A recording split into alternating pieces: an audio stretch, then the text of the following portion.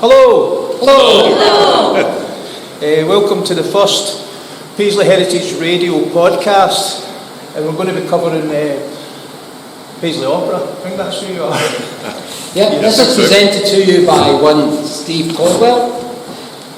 Assisting me being Andrew McMillan. Yeah, we were recently joined the opera. It's a new. I still see myself as a newbie at Paisley Opera, because you drag me along. I'm a newbie to it. Yeah.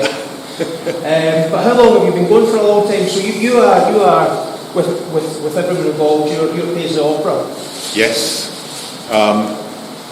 We started in 2017. 2017. So we just put some posters up around the town, and it said something daft like "Dare to sing opera." And to our amazement, I think we had 27 people who came along on the first day. Did you come along that first? Yes, I did. I thought you did. Yeah. So Kathy was one of our very first members, and it was just great because there was a huge mix of people. Most people had never sung in a choir before. I think most people didn't read music, and that was great. It was a great starting point, and that's what, nearly 10 years ago now. So what was your aim in starting the opera? Well, really, we wanted to start an opera company in Paisley with a difference, being a company that really genuinely had its roots in the community. It was a real community company, which is why we felt it was so important to start with the chorus and try and get people who live in and around Paisley to come and join in and give it a go. I mean, what we're about is trying to get rid of the sort of mystique around the word opera, because when you say it to most people, understandably, they glaze over or they think it's posh or whatever. But people have lots of different ideas about what opera is, and most of them are wrong, because opera is great music drama. That's what it is, and that's what we're trying to do, and trying to show what it is to people, and then let them make their own minds up. They might hate it, but at least then they've made their own minds up rather than being told. Yeah. And so, what was the first opera? That must have been very nerve-wracking. It was a new company. Well, why don't you talk about that, Kathy, because you were in it. So just before, I'll just stop there. Just to introduce everyone. Yep. So it's Simon. I'm Simon. Alistair, Rochelle, Kathy, and Ailey. And some of us have been in it for a long time, and some of us are complete newbies, like Rochelle and myself. So what was the first opera you did? Well, it was called The Witches, and it was set in Paisley Abbey, so it was atmospheric right from the word go. And I can't actually remember all the music, but Simon will, and it was the most amazing experience. I mean, being part of this has changed my life forever. I didn't know opera before I joined this group, but it's such a joy. And that production, it was very, very special. It was very special. And we just, you're up there. It's just a joyous experience. And so do you work with other community groups and local to the area? Yeah, I mean, it's sort of grown. So from that core of people, Kathy's one, but there are quite a few people who are still with us who joined way back in 2017, and the nice thing is we've had lots of different people come in every year, and that's how the company grows and refreshes itself, that we have this core of lovely people, and that is refreshed each year with new people coming in as well. And we've worked with more community groups as well. So we've worked, the last 3 shows we worked with Right to Dance, and they're a local dance company who have a very similar sort of idea about what dance should be to what we think opera should be. So they're great people to work with, and it's great to be here in the Tannehill Centre as well and work with some people from here, and 1 or 2 people from the Fergusley Community Choir, which is just fantastic. Yeah. And what about music itself? So you're doing all the singing. How do you get other? Do you have an orchestra involved? Yes, so it's that again has been a development. So when we started off, we I think our first show we had 12 musicians who were just sort of hired for the show, and that's grown. And then we had the Amicus Orchestra, which is a very good amateur orchestra in Glasgow. They came and played for us for Cavalleria Rusticana, which we called a Paisley Kiss. And that's something else we do to try and get rid of the mystique, is that we translate everything into local Paisley Scots. So that you don't have the barrier of language. And then more recently, for the last 2 shows and for this coming show, we've got the Orchestra of Scottish Opera, and they've been very generous to us and played for us the last will be 3 shows now. Right, okay. The first one I came to see, came to watch Andrew in his performance in Faust. Oh, yeah. The Methodist Church Hall. And it was fabulous, the whole thing. And you project, the dialect was changed to local dialect, to Paisley dialect, and also it was partially projected onto the walls, so it was very, very easy to follow. That's great, that's good to know. I mean, that's what it's about. It's about making it accessible for the people taking part, but also for the audience as well. I mean, I'm never happier than when somebody comes up at the end and says, I'd never been to an opera before, I didn't know this is what it was like, it was fantastic. And, that's what we're about, really. At Faust, I remember when the dancers came on, they were like crawling. Crawling. I thought they was trying to steal drinks. But I found out later they're the dancers. We choose people very carefully to work with us who are willing to mix and just be part of the company. And then we get professional singers to come in and sing the main roles. So just before we talk about the upcoming production, what happens at a Paisley opera rehearsal?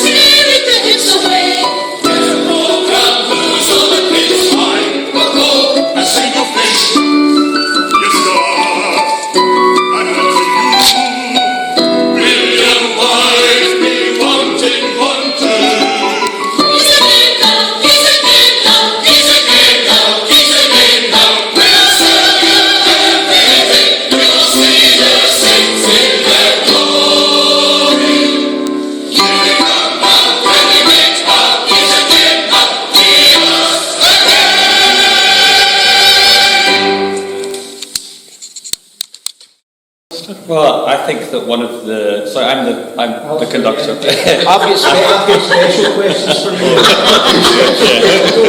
He's even got a t-shirt to prove it. I think that one of the nicest things about it is that if you're working in a totally professional environment preparing an opera, then everything is about the end product, and sometimes that can lead to quite a stressful rehearsal period, or everyone's mind's so driven to that. What's wonderful about the way it's created at Paisley Opera is that it's also about the process, and so people come on a weekly basis not just to learn the opera for the performance whenever it's going to happen, but to have a good time, and so that is a big part of it, is the experience of making the opera, and but in a way, I think the fact that everyone has a good time, it's like a club, and we're all enjoying creating it, means that in the end, I don't know, that has a big effect on what the product's like in the end, because you can really feel that people have loved the experience. And so I think rehearsals for me are about us all having a good time, because you learn music when you're having fun. It's a lot easier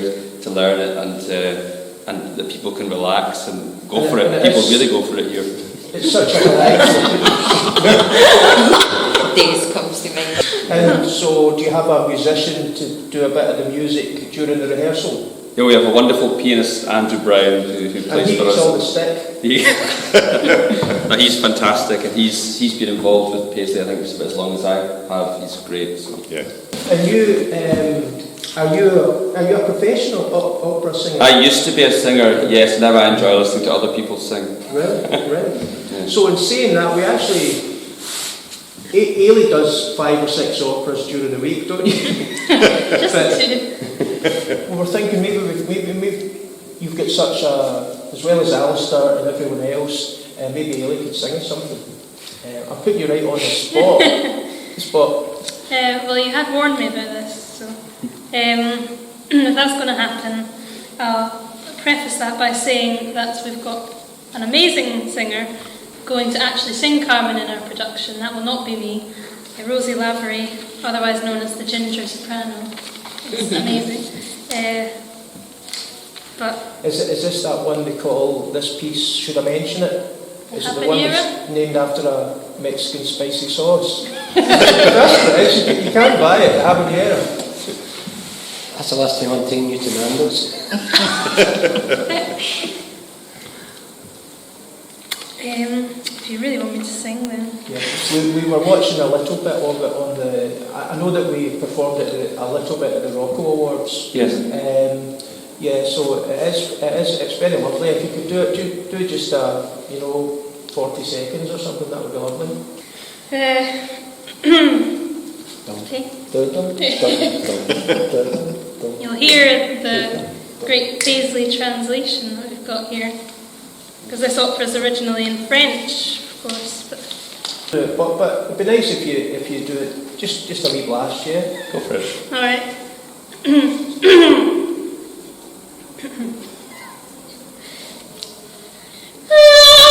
Someone that you can tame, no pooey girl who can play her part. She's a woman who knows her game. You clip her wings and she'll break your heart. Don't be fooled by the way she smiles. She's yours the night, never ask for more. She will run for 1,000 miles and end up knocking at your door.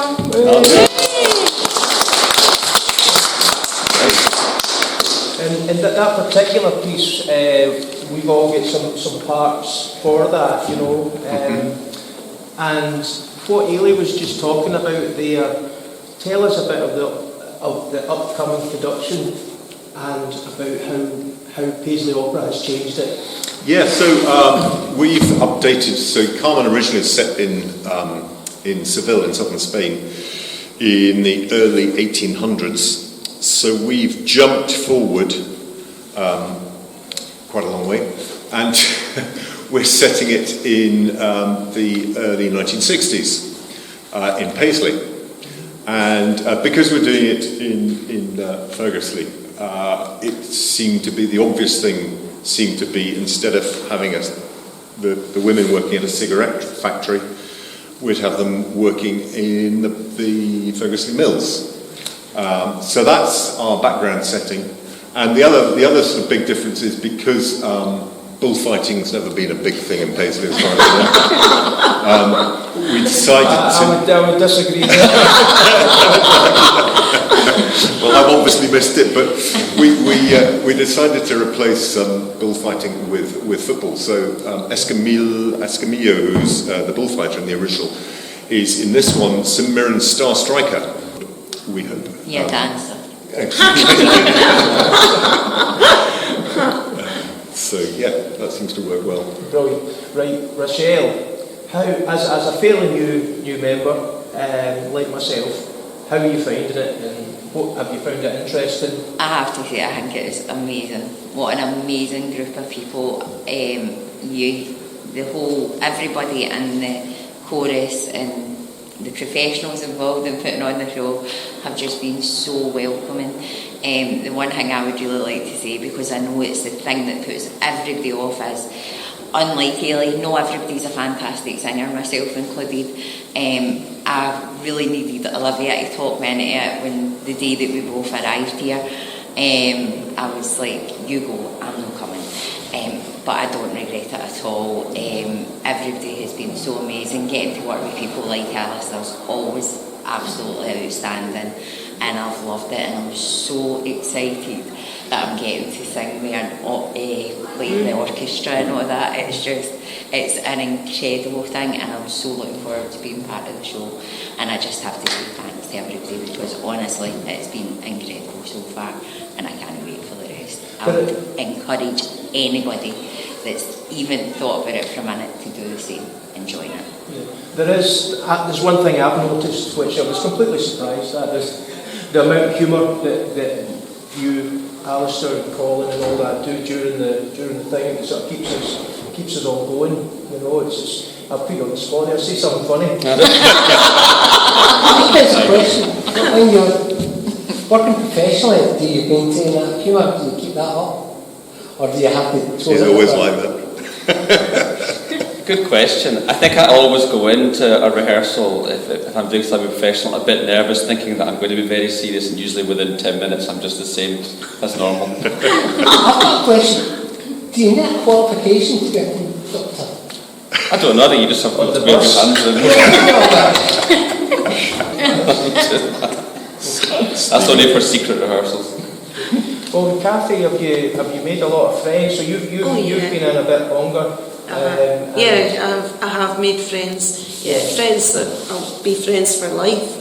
Yeah, but you know, you feel you could go and talk to anybody actually in the group. There's an awful lot of support for each of us.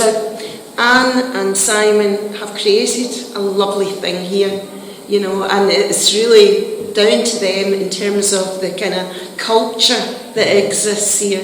And people, nobody should feel isolated, and you won't feel isolated coming here, and it really is down to what they give off to people, you know, and also what they're bringing. I mean, the amount, I just think it's incredible, the amount of effort and work that goes into all of this is phenomenal. I think it's because of that atmosphere that the results in the end are so good. I mean, I'll always think back to when we did Macbeth in the town hall in Paisley, and there's this big, very famous finale. It's very dramatic and huge at the end of the first act. And I mean, the chorus sounded amazing. I mean, it was... And that's the thing, science is now shown, like, more clearly than ever, the benefits of singing as a group. And I think that's a big part of why it was such a thing in religion and churches. But actually it changes the resonance of the heart, and the group that sings together, actually the friendships and community that forms as part of that internal change that happens. So I believe we've got another 30 members outside Yes. waiting to come in. I think I better let them in before they break the door down. Before they break the door. So Simon, just before you go, so we're doing Carmen. When are we doing it? Where are we doing it? We are doing it here in the Tannehill Centre. Tannehill Centre. The dates are the 16th, the 19th, the 21st and the 24th of May. Okay, that's brilliant, and we'll post that. And tickets will be going on, I think, probably at the end of February. Okay, big thank you to Paisley Opera for putting up the first Paisley Heritage podcast. Great. Well done, everybody. Well done.